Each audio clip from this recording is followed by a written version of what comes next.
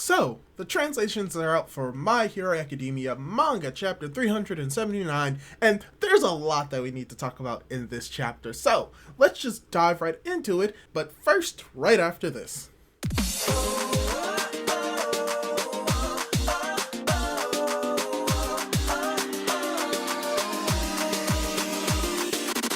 Hey guys, how's it going? It is your boy, Manga Andrew, and I'm here to do my manga review for My Hero Academia Manga Chapter 379, titled Hopes. And yeah, there's a lot of hope for this chapter, not only for the heroes, not only for Deku, but potentially for TOMURA Shigaraki himself, because there's a fair amount that we need to talk about. We need to talk about what happened with Lady Nagant with her small mini flashback, what's going on with All For One inside of TOMURA Shigaraki, and how Shigaraki may have been outplayed by a Shigaraki, and where this fight is going to be going and what's going to be happening most likely in the next few chapters. But before we get into any of that, let's just admire the first color page that we have for the new year, which is just Gentle and La Brava just sipping tea and being happy. Also, in celebration of the fact that Volume 37 is about to release in February, as well as we're also going to be getting, or more specifically, we've already had the reveal of the 6th season, which is airing right now. And this is a very cool color spread, so let's dive right into the chapter proper. And the chapter begins with us getting a quick explanation for what's going on with Lady Nagant and where she is at this moment. As we could have predicted, she is at Central Hospital being healed up by Dr. Mario himself, but apparently she wants to go and fight in the war because of what happened with Deku and how she wants to continue on her fighting for what Deku as well as her predecessor Hawks has done to her. And the doctor is trying to say that if she goes out right now and her wounds open up, she could most likely die, but she doesn't care. And Rocklock comes in, honors her wishes, and allows her to go up to the roof and fire off 2 shots that land both on Shigaraki's arms to prevent him from using decay. And there's a few things that we really need to talk about in this chapter when it comes to this part. First of all, we do get a panel of all of the blood and all of her wounds beginning to open up because she's literally about to potentially die, but that she's willing to stake her life on fighting with the heroes, even if it gives Deku a small opportunity to take the lead and take advantage of the entire situation going on in that moment. And secondly, it really just shows her character and her character growth and how the interactions with Deku have changed her on a fundamental level and reminded her of the person that she used to be, to the point where she is willing to sacrifice her life if it means potentially helping Deku. So the real question is she dead at this moment? I do not know for certain. I believe that it is a possibility, but I do not think that it is guaranteed. Most likely than not, she's going to have to, if she does survive, be indefinitely in the hospital for an amount of time that we don't know. Or she could just have died right here. We just don't know for certain. We're just going to have to wait until the end of this war to find out, most likely. And going from Lady Nagant, All For One is pissed. And this is where we get to the bulk of the chapter and the most interesting part of it nonetheless. And it comes to really what is happening with the fusion between All For One and Tomoe Shigaraki, which it does have a very nice twist to it. Because All For One begins to get very mad, very angry, and very just antagonistic on the fact that Lady Nagant decided to defy him in this vein, and that she is more or less nothing, that how could she be of help when she killed her own comrades? How could she just be at this moment and being so aimless and weak? As it is revealed that at this moment, Tomoe Shigaraki's personality is literally coming out of the mouth of All For One via fingers. And how it is explained that Tomoe Shigaraki always knew what was going on with All For One. He knew that All For One wanted to steal his body and steal One For All using his hatred.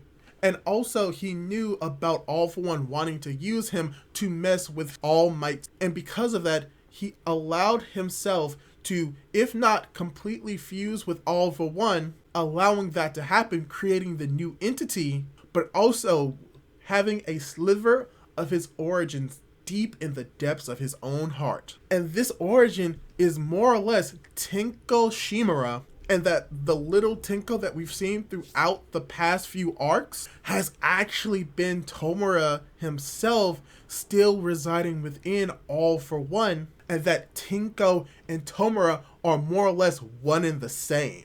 So that's a very fun reveal, and it really shows that Tomura not only does have a fair amount of intelligence, as well as manipulation, as well as strategy within his own mind, but this is also another instance where All For One gets manipulated or gets tricked, really showing that All For One is not that all-knowing.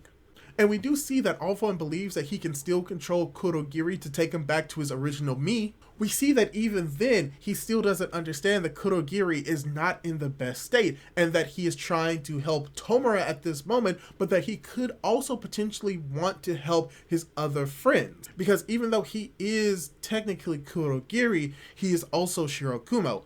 And the reasoning why he wants to protect his friends is because of that Kurogiri Shirakumo wiring, and he may not necessarily view All For One as a friend. So as this is all happening, Tomura Shigaraki begins to take root and take a hold and reclaim his own body, as he declares that he no longer cares or never cared about One For All. All he cares about is honoring the wishes of both Tomura and Tenko and destroy everything associated with that house.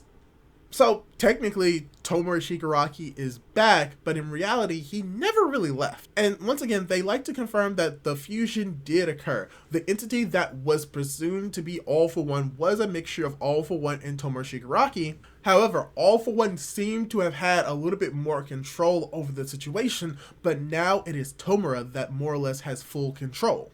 And how this kind of ties into the idea that Tomura is not going to abide by the wishes of All For One, which could lead to All For One losing out on One For All and Tomura attempting to kill Deku the way that he wanted and intended to. And before anything else could happen, Deku has finally caught his breath and is able to fling Tomura out of the flying coffin in a 2-page, both of them double-page spread of him literally leaving UA, the flying coffin, thinking that it's not going to be as effective as it could have been because it's more or less destroyed, and Tomura Shigaraki has all of his quirks. And he hits the ground declaring that he's not going to allow Tomura to destroy what he wants, as well as he's going to attempt to save whatever inside of him that was crying as the chapter ends. And a small little thing that I want to know is that this fight is being recorded as we see an individual with a phone broadcasting it to the entire world, or at the very least the entirety of Japan. So what do I think is going to be happening within the next few chapters? Well, I think we're going to be cutting away from this fight. Because now, at this moment, I do believe that we are setting up most likely for this to be the final fight. The fight between Deku and Tomura. And if this is going to be the final fight, we probably should get the rest of the fights that we've been anticipating or have been set up, such as Kirishima and Mina versus Midnight's Killer, Aoyama versus the Assassins, going back to Gunga Mountain and see what's going on with them, as well as what's going on with Sero's group. I really need to know what's going on with Sero's group. But all in all, I think that the next few chapters we are going to be focusing on those fights, and then eventually we'll be cutting back to this fight, if not from where we are right now, cutting back to it in progress. We may start seeing the fight occur off screen. We may come in with Tomura using a quirk that we've never seen before to try and attack Deku. We may get a little bit of confirmation of how Deku is able to prevent Tomura from using DK on the ground. And what is great about this is that this is all going to be broadcast at least everyone and everywhere in Japan, which is more or less going to begin to give people faith. Give faith in Deku, give faith in the kids, and give faith in the heroes when it comes to giving faith to everyone else and everyone having belief in the heroes in Deku and seeing whether or not Deku can actually take down this massive threat. And I do believe that this will eventually lead to some heroes leaving the UA barrier once it becomes stabilized to eventually come down and fight alongside Deku, most likely Bakugo, as well as getting to see later on other fights going on in other areas. I really do hope that we get to see what's going on with Kirishima as well as Mina, as well as getting to see, more specifically, I want to see what's going on with Sero, because I do believe what is going on in his location is that most likely Twice clones, Toga clones, whatever you want to call them, is actually in all of these areas, so we're going to be able to see those places go to heck and get a little bit more in depth into those fights than what we've gotten in the past ones. But yeah, Overall, I thought this was a just amazing, fantastic chapter. Getting to see All for One outplayed yet again is amazing.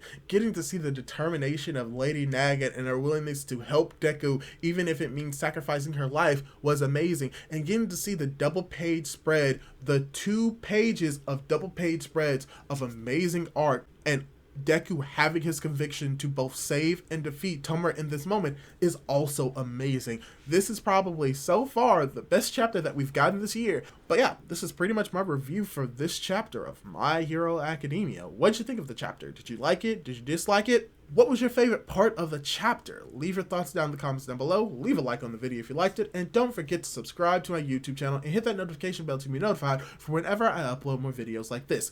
Do all that cool jazz, and hopefully I'll be able to catch you in my next video. Goodbye!